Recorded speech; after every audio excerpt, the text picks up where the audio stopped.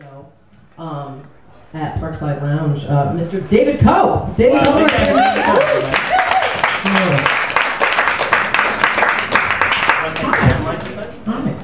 You want a Jesus chocolate? This. I do. Here you go.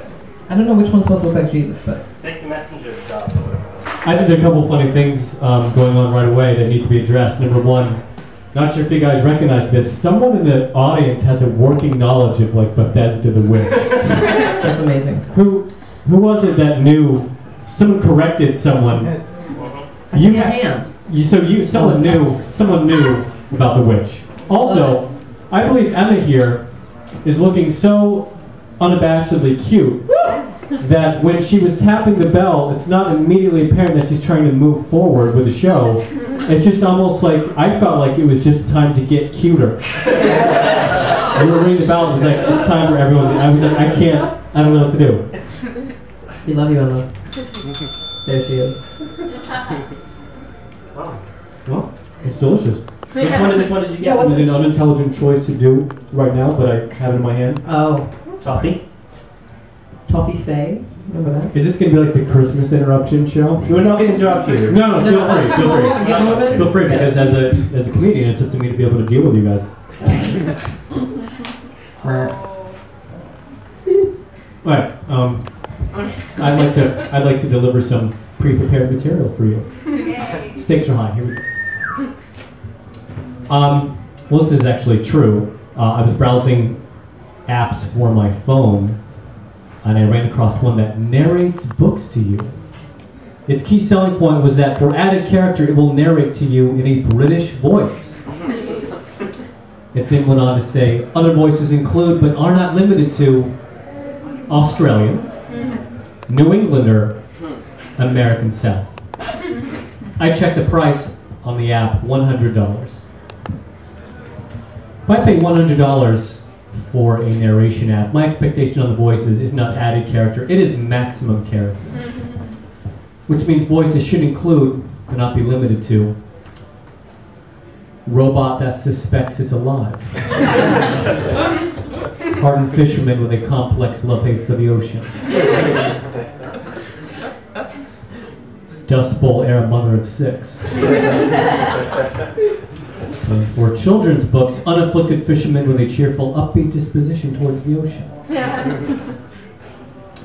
A lot of comedians struggle with segues, or we think a lot about how to subtly move into the next joke, but given it's a kind of a, I think because I do have Emma in the bell here, what I'd like to do is subtly let you know that it's time to go to the next joke, and then maybe you could do the bell. What do you think about that? Wait, right now, tap. So right now I'll do it to let, Like that? yeah. That'll mean it's time for a new joke. And it'll be good because I'm actually respecting you by moving forward with the set. Thank you. Suck up rolls if you can. Alright, here we go. Hey guys, is anyone here with T-Mobile? Alright, that's good. One person, would you say you're unhappy with them? You're unhappy with them. I've had them for years. Okay, but are you unhappy with them? No. You're happy with them? Sure. Okay, this doesn't work with what I want to say. But that's fine, because I'm unhappy with them. Because I think T-Mobile's phones really suck. I think that like when an engineer knows they have to make a phone for T-Mobile, they ask themselves like questions to get into like a T-Mobile frame of mind. Like, what if we lost passion for our jobs, then just kept making phones? That one kid in high school who was always like, if we're not going to use algebra, why learn it? What kind of phone would he make? Can a phone be a lie? That's my favorite part of that joke. Maybe they don't even put that much thought into it. Maybe they just take the awesome phone they made for Sprint and then they're like, what would this phone's crippled street urchin cousin look like? I would love a new Android phone. T-Mobile makes one, but after you demo it for 5 minutes, you begin to realize, hold on a second, this is less like an Android and more like several pieces of metal tied together wearing a hat.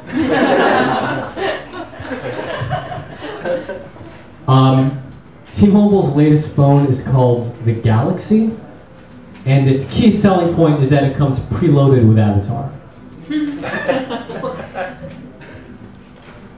Isn't that kind of like T-Mobile saying, hey you, come enjoy this awe-inspiring fireworks display? Through this door's spy hole. Isn't that kind of like, isn't watching Avatar on your phone kind of like waiting in line for a photo of a roller coaster? I think if you see an adult watching Avatar on your phone, it's okay to approach them and be like, hey, when you have time, let's have a talk about how fun works.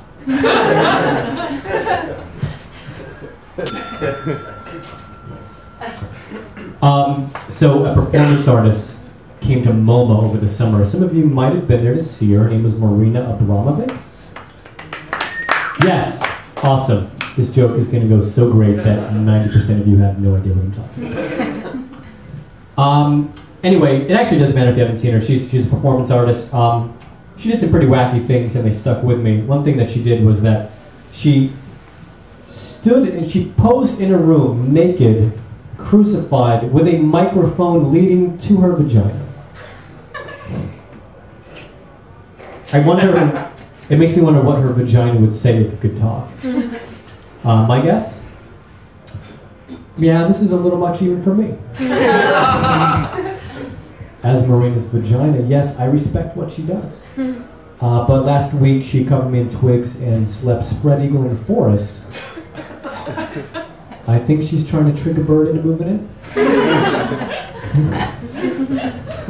I was pretty infatuated with her when I was watching her do her craft, and I took a moment and like read her complete bio at MoMA.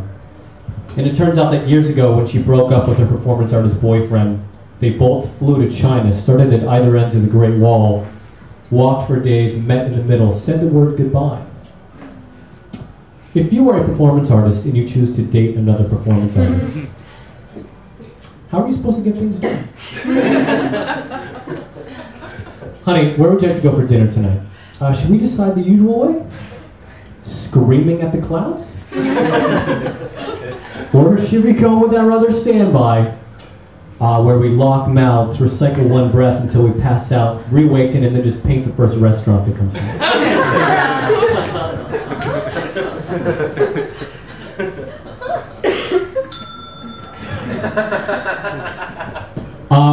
So I found out recently that someone who designs rides for Disney World are called Imagineers. If Imagineer is your official business title, I think you get the pass to be a douchebag. Right? I contend, scenario, you forgot to pick up the orange juice on the way home. Your wife says, what were you thinking? Your response as an Imagineer can be, honey, sorry, somehow I got distracted thinking about how my direct input onto Disney's up-and-coming summer night-tastic water show, complete with 1,200 color-coordinated fountains, music by the London Philharmonic, and a roving mist wall, will soon help children understand limits don't exist. Anyway, how is your day as a regular person?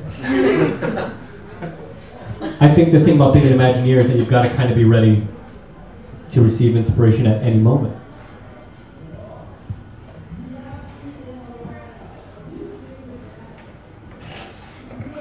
I guess, no, Lindsay, I don't understand why we're breaking up. We were having fun as of yesterday. We seem to be having the time of our lives, and now you want this to end. So I guess, I mean, can we talk about this? No. Well, can I talk? Lindsay, wait!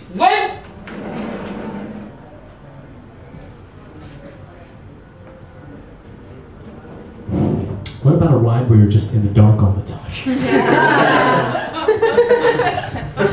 It's a roller coaster ride, but it ends sooner than you think. Because it goes off the rails halfway through.